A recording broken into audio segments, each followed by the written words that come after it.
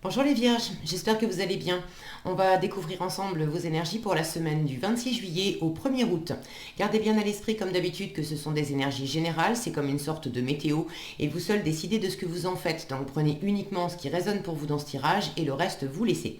Je vous invite également à consulter les vidéos de votre ascendant et des autres signes de votre thème astral pour compléter ces informations. Ici, l'énergie avec laquelle vous entrez dans la semaine, ce que vous voulez cette semaine, comment vous vous sentez, la force qui vous soutient, le challenge à relever, le résultat de votre semaine et quelques messages conseils pour finir. Et avant que j'oublie, parce qu'on me le demande souvent, je vais essayer de penser à vous les montrer. Voilà les cartes que j'utilise pour cette semaine, l'oracle des licornes, donc c'est ça, et le tarot du bon karma. Voilà. Alors, qu'est-ce que vous avez? Le 10 de bâton, les amoureux, le 10 de coupe, la tour, le 8 de denier et le chevalier de bâton. Ok, il y a clairement du changement, une fin de cycle pour vous. J'ai quand même 2 10. Alors, possiblement, ça ne va pas concerner toutes les vierges, évidemment, c'est un tirage général. Mais bon, je ne peux pas m'empêcher de penser, j'ai les amoureux en plein milieu. Pour certains, il y a vraiment une, une fin de cycle en matière d'amour, en matière de relation amoureuse ou dans une relation avec amis, famille. Ça peut être aussi par rapport à l'amour que vous vous portez à vous-même. Quand je dis fin de cycle, c'est pas nécessairement séparation, mais il y a quelque chose qui se boucle, quelque chose qui était lourd. Et là, j'ai la tour en force qui m'indique un bouleversement, une prise de conscience.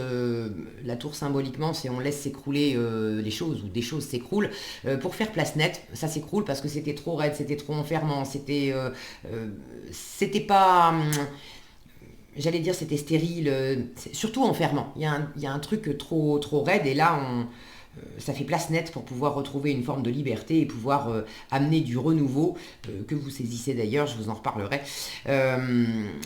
Donc c'est porteur ça. Mais là j'ai vraiment entre les 2-10 et la tour, il y a un bouleversement, il y a un changement pour vous les vierges. J'ai d'ailleurs l'impression que le changement, c'est pas nécessairement cette semaine, j'ai l'impression que c'est quelque chose qui s'est déjà produit. Et, et c'est plus le fait peut-être de l'intégrer, de le mettre en place. Bon, alors, vous démarrez la semaine avec ce 10 de bâton. Vous êtes très occupé. Avec le 10 de bâton, on en a vraiment plein le dos. Donc, de la fatigue, trop de responsabilités, trop d'activités, trop de...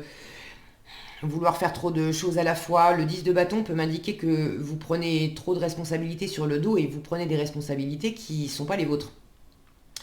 Donc, il s'agit peut-être de replacer les choses au bon endroit et de faire ce qui vous incombe à vous parce que c'est effectivement votre vie, votre chemin, vos choix, donc ça dépend de vous. Et dans quelle mesure il y a des choses que vous faites pour votre environnement, peut-être pour les autres, pour votre famille, pour les gens que vous aimez, parce que l'amour, là, ça vous tient quand même vraiment à cœur, mais il y a quelque chose qui est trop lourd à porter.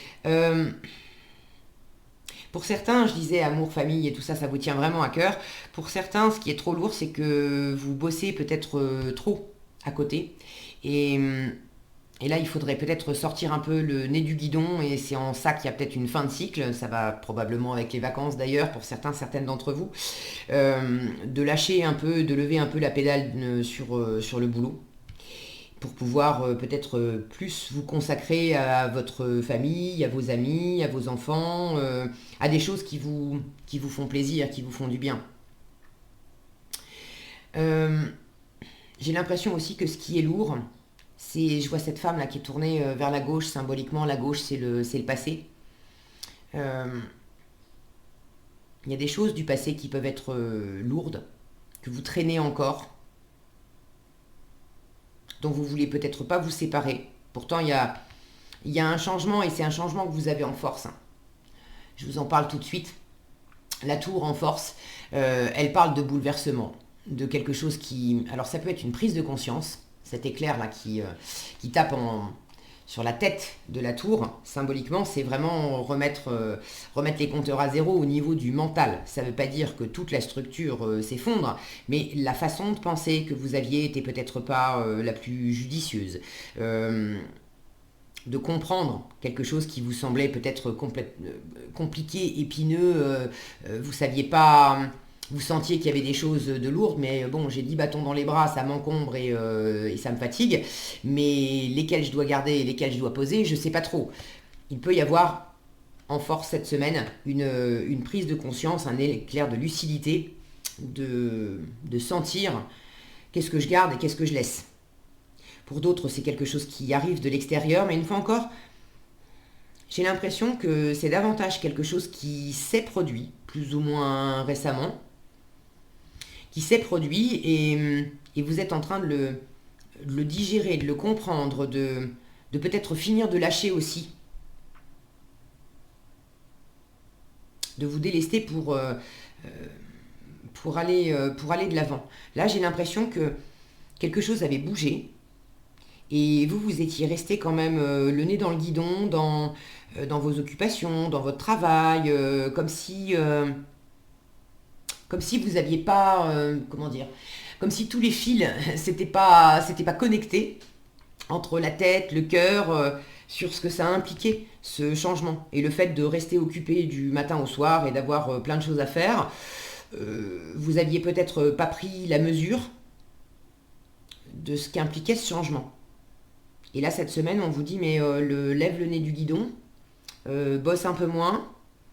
Alors, je vous en reparlerai, il y a plusieurs choses. Là, ce que je capte pour l'instant, pour ceux qui se sentent concernés par ce que je dis, lève le nez du guidon et puis accepte aussi de vraiment prendre conscience de ce que ce changement implique pour toi et que c'est une opportunité. C'est une opportunité pour toi de te délester de ce qui était trop lourd, de boucler quelque chose. Ce que vous voulez, c'est l'harmonie, c'est l'amour. Alors vous avez les amoureux, donc vous voulez de l'amour, vous voulez de l'harmonie, vous voulez de la chaleur, vous voulez quelque chose de nourrissant, vous voulez, pour certains, vous voulez retrouver quelqu'un, vous voulez être en harmonie avec votre entourage. Si c'est pas amoureux, ça peut être un partenariat, vous voulez bien vous entendre avec quelqu'un, l'harmonie avec vous-même. Les amoureux me parlent aussi, alors l'amoureux dans le tarot traditionnel parle avant tout de choix et d'engagement. Dans quoi je m'engage, vers qui, vers quoi, j'ai une décision à prendre et l'amoureux dans le tarot de Marseille, c'est cette étape d'indécision où pour l'instant on est dans un entre-deux et on ne sait pas trop. Et là, je vous sens également, alors ça n'enlève rien à cette envie d'harmonie, cette envie d'amour, cette envie de rencontre pour des célibataires, bon. Mais je vous sens dans un entre-deux, entre quelque chose de lourd qui est en train de s'achever, on est en fin de cycle, et puis un accomplissement aussi émotionnel, j'ai 2 10 là. Votre état d'esprit, ça va quand même bien. Le 10 de coupe, vous êtes en pleine harmonie avec votre environnement, vos amis, votre famille, votre conjoint, vos enfants. Le 10 de coupe, c'est vraiment être entouré de sa famille d'âme, d'avoir des personnes autour de nous qui nous connaissent bien, on n'a pas besoin de mettre des masques, de jouer des rôles. On nous accepte. On nous accepte exactement pour qui on est, pour ce qu'on est, on nous soutient, on s'entraide. Avec le 10 de coupe, il y a vraiment cette notion, regardez ces parents qui sont serrés l'un contre l'autre en tenant les enfants au milieu, il y a cette idée de cocon. Donc je vous sens là dans un entre-deux, comme si vous aviez à la fois toute une sphère affective qui était très agréable, et quand je dis sphère affective, c'est effectivement votre environnement, mais ça peut être aussi au-delà, avec le travail, avec vos occupations. On est dans la coupe, on est dans la sensibilité, on est dans le cœur, on est dans le plaisir. Donc là, je sens que vous êtes vraiment dans un ressenti d'épanouissement émotionnel, que ça passe par du relationnel ou que ça passe aussi par des activités.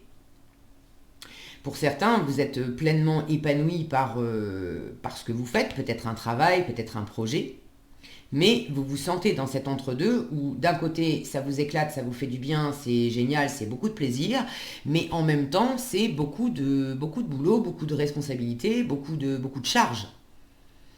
Et vous aimeriez trouver un meilleur compromis entre les deux, parce que c'est sans doute pour ça aussi que vous restez accroché à tous ces bâtons, parce qu'il y a tout ce plaisir. Mais le plaisir, si vous continuez à vous fatiguer, le plaisir va finir par diminuer. Donc là, il y a quelque chose à rééquilibrer. Et vraisemblablement, vous en prenez conscience. Et il y a probablement un rythme de travail qui se modifie d'une façon assez soudaine et assez drastique pour rééquilibrer la donne. Alors, le travail, je vous en parle parce que c'est le 8 de denier, c'est la carte du travail. Vous l'avez en challenge. Alors pour ceux à qui ça parle d'équilibrer les choses, le 8 de denier, c'est une carte qui dit tu bosses du matin au soir, t'as le nez dans le guidon, et puis tu le fais pas parce que t'as le couteau sous la gorge, tu le fais parce que t'aimes ça, tu le fais parce que t'es perfectionniste, t'as le sens du détail, t'es consciencieux, consciencieuse, t'as envie de bien faire. Donc pour ceux qui se sentent concernés par ça, le rééquilibrage, c'est ce que je venais de vous expliquer. De sortir là, on vous dit, bon, attention à pas être non plus trop le nez dans le guidon. Vous aspirez, là j'ai plusieurs personnages, vous aspirez quand même à la rencontre, à l'autre, à l'harmonie, à l'autre, à être dans un environnement et dans un ressenti paisible où on se soutient les uns les autres et puis on peut se laisser aller les uns avec les autres. Là, j'ai une notion de travailler tout seul, en fait, d'être tout seul dans quelque chose, dans un projet, dans un boulot. Bon, vous savez mieux que moi, n'hésitez pas d'ailleurs à partager dans les commentaires, je suis toujours ravie de vous lire. Donc là, il s'agit peut-être en challenge de faire attention à ne pas vous enfermer non plus, même si ça vous plaît beaucoup, à ne pas vous enfermer non plus, à vous couper de votre environnement, parce que par ailleurs, vous avez envie d'être entouré. Pas vous couper de votre environnement et puis faire attention aussi à ce côté trop consciencieux, trop perfectionniste, trop de sens du détail parce que ça vient sans doute vous apporter de la lourdeur en fait dans ce que vous faites. Il y a une petite phrase que j'aime bien, c'est fait vaut mieux que parfait. Alors ça ne veut pas dire non plus faire les choses en dépit du bon sens et n'importe comment, mais il y a un moment là où je sens qu'il faut s'arrêter. C'est quand vous sentez que vous avez bossé, bien bossé, que non seulement c'est fait, parfait, j'ai un scoop pour vous, parfait ça n'existe pas en fait. Donc il y a un moment où il faut savoir s'arrêter pour dire bon, non seulement c'est fait, et puis je suis quand même relativement contente, ça avance dans le bon sens, et si je m'arrête là, ça va pouvoir me permettre, déjà, j'ai de la satisfaction, j'ai pris du plaisir, et si je m'arrête là, ça va me permettre aussi de me dégager du temps et de me dégager l'esprit aussi pour vivre d'autres choses sympas avec d'autres personnes. Donc attention à savoir vous arrêter, ok ? Pour d'autres, c'est peut-être l'inverse, c'est peut-être de la procrastination justement, de ne pas arriver à vous y mettre. Il y a quelque chose qui vous plaît vraiment. Alors, est-ce que c'est professionnel ? Est-ce que c'est... ça peut être simplement relationnel, mais avec les deniers, on est dans le faire, dans le concret. Il y a peut-être une situation où ce qui vous pèse, c'est que vous aimeriez de l'harmonie, vous aimeriez que ça se passe mieux, vous aimeriez faire un choix aussi. Et pour l'instant, vous aimeriez décider pour dépasser cette indécision, mais pour l'instant, en challenge, cette semaine, il y a encore une forme de procrastination où vous avez du mal à imprimer une direction à travers des actes. Alors vous faites tout doucement, vous faites petit pas par petit pas, vous vous accrochez aussi à des détails parce que c'est une façon de rester occupé sans vraiment choisir. Bon, de toute façon, je sens que l'élan, vous allez l'avoir parce que ça, c'est le résultat de votre semaine. Le chevalier de bâton, lui, il agit. Lui, il fonce. Ça, c'est vraiment une énergie vive qui va de l'avant. Ce qui me plaît beaucoup, c'est qu'il est tourné vers la droite, donc tourné vers l'avenir. Vous entrez dans la semaine avec cette énergie qui est lourde, où on boucle un cycle tourné vers le passé, et vous finissez la semaine avec une énergie où là, un bâton, on n'en a plus qu'un. On a cette image là d'avoir un sac à dos, donc on part à l'aventure, et tourné vers l'avenir. Donc j'ai quelque chose qui s'allège, une détermination, parce que lui il est très déterminé, donc si vous avez une forme d'indécision, je pense pas qu'elle va vous enquiquiner toute la semaine. Cette tour me fait dire que vous allez avoir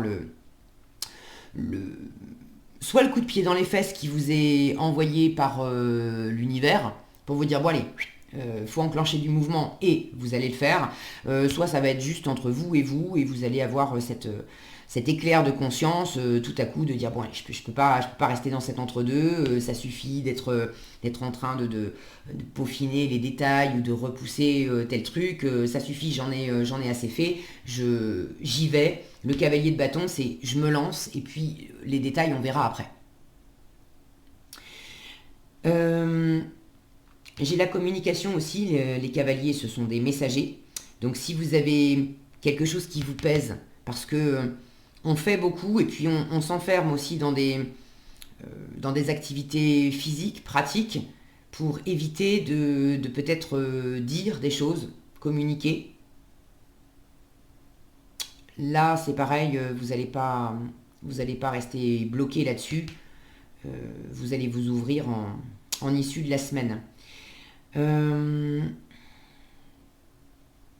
Qu'est-ce que j'ai d'autre? J'avais l'impression que j'avais quelque chose d'autre.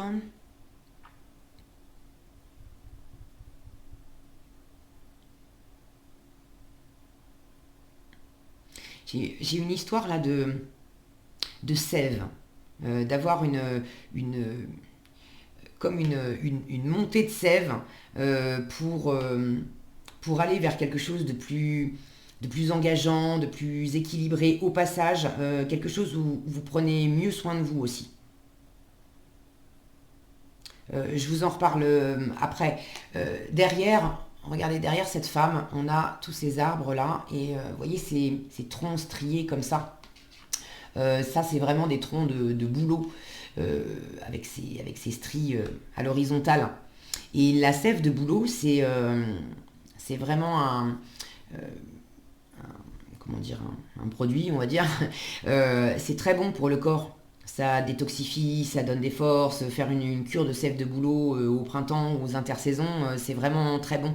Et là, j'ai une notion de prendre soin de vous, de rééquilibrer quelque chose aussi, peut-être à la fois dans la matière, donc dans votre alimentation. J'ai cette jeune femme qui tient une pomme là, dans votre alimentation, de faire des choses qui vous apaisent, qui vous réchauffent, de faire attention à votre temps de sommeil, de faire du sport, bref, de prendre soin de votre corps et vous avez un peu de mal à le faire parce que vous êtes toujours dans une forme de train-train aussi, par habitude de toujours faire les mêmes choses.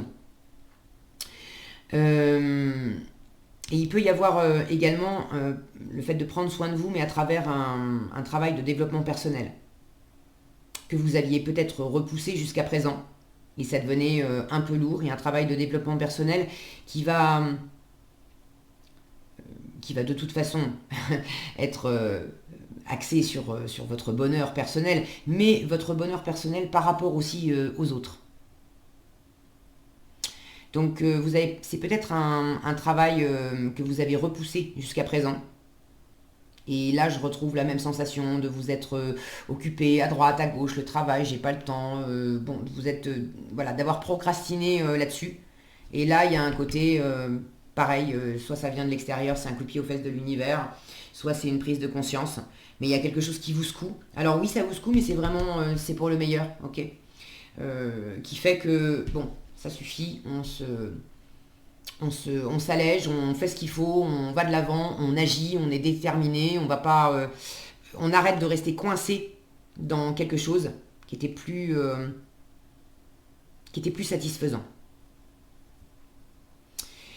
Ok, je crois que j'ai à peu près fait le tour. Alors qu'est-ce qu'on a ici? La polarité et la prospérité.